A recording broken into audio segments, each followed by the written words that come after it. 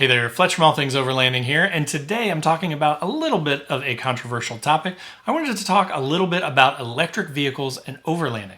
Now I know, we've all seen it on all the overlanding Facebook groups and pages. There's a lot of hate out there for overlanding electric vehicles.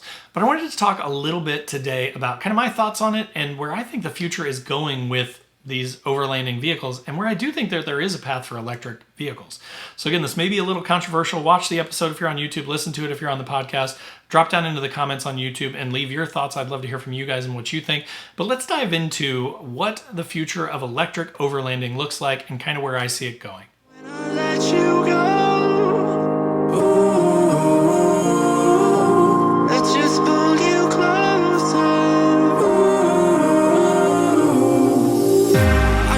Understand where it came from, but you got it, my got it. It began in the land of the sandstorm. I fought it, though I wanted everything to do with what you gave to me.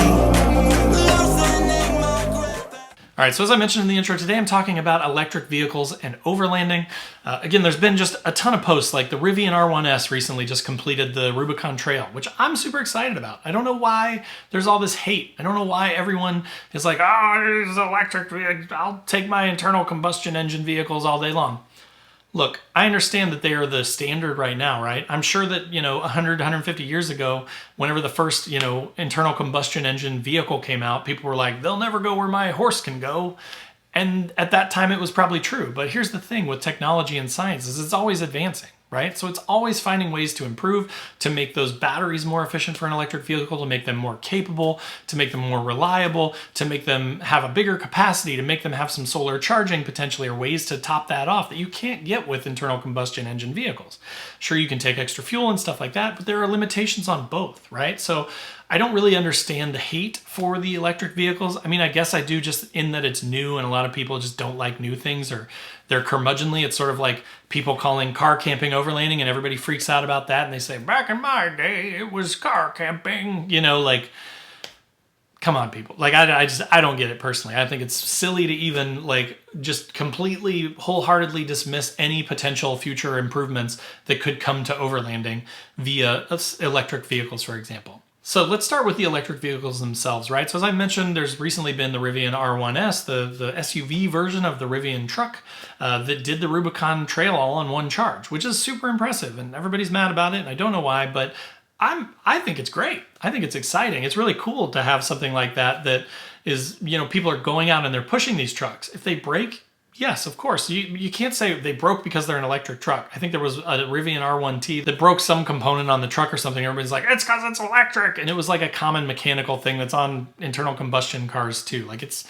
The electric part of the vehicle didn't break. It was the normal part that could have broken on a gas motor vehicle as well.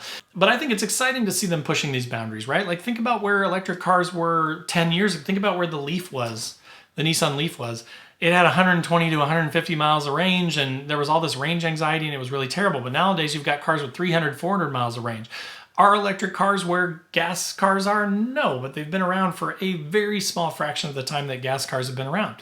And there are a ton of really cool opportunities that come with an electric car. The way I look at an electric car is it's essentially a giant power bank on wheels, right? I mean, look at the new Ford F-150 Lightning, where they're basically plugging in a house and running it like an electric generator to power their refrigerators and things like that. It actually has enough capacity where you can run your house off of it for a day or two if there was like a hurricane or a natural disaster and the power grid went down.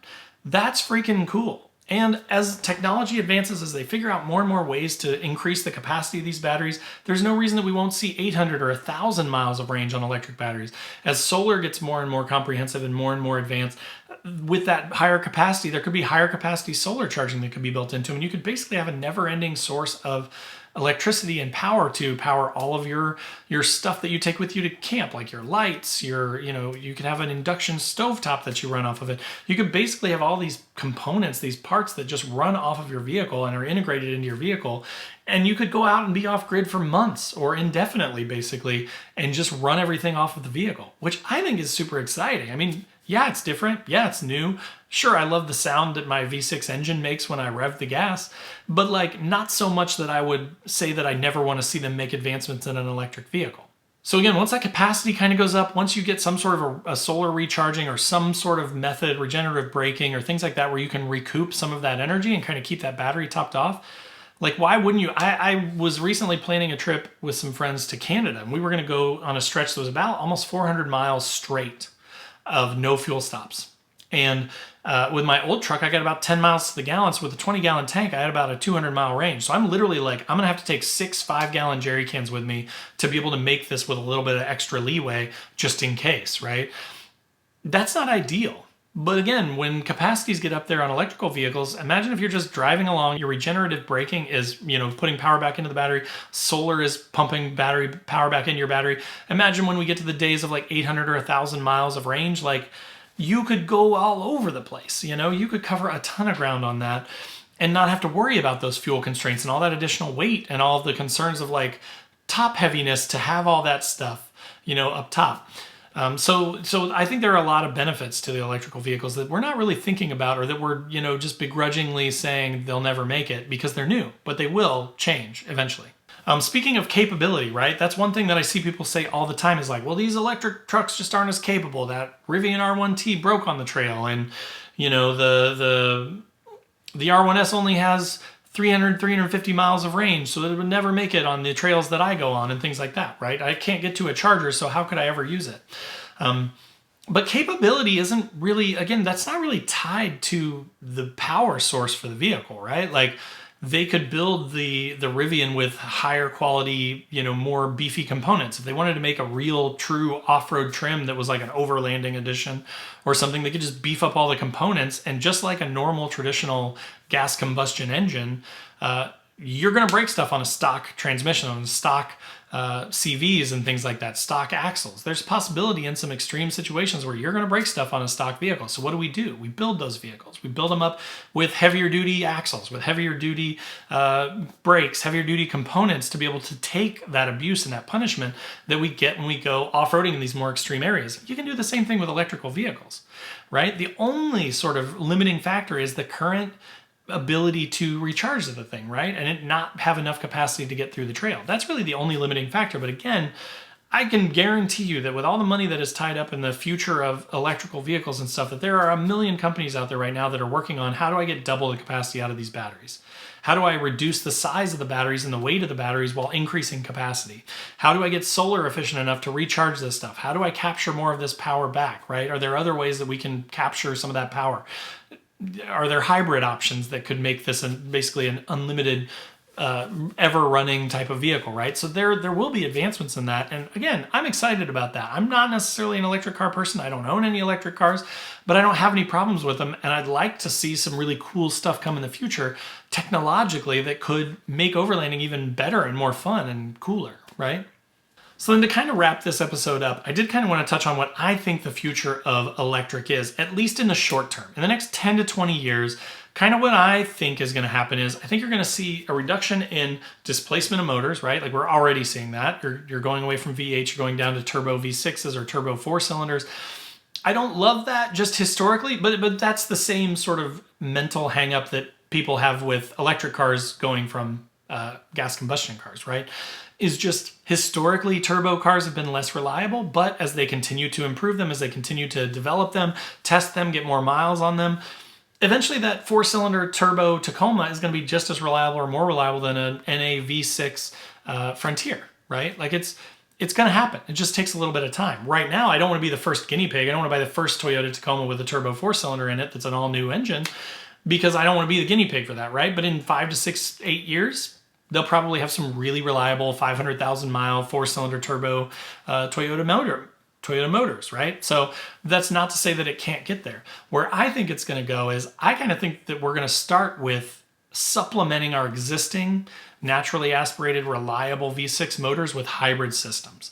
That's where I would love to see it go. I would love it if in the next 3 to 5 years, Nissan comes out with a Frontier that has the same motor and same transmission basically, but with a hybrid system integrated into it. Let me give you an example. This thing already exists. Like Nissan has done this. The Infiniti Q50 has a hybrid version. The hybrid version of the Infiniti Q50 car has more horsepower and more torque by far than the naturally aspirated 3.7 liter 6-cylinder version of that car.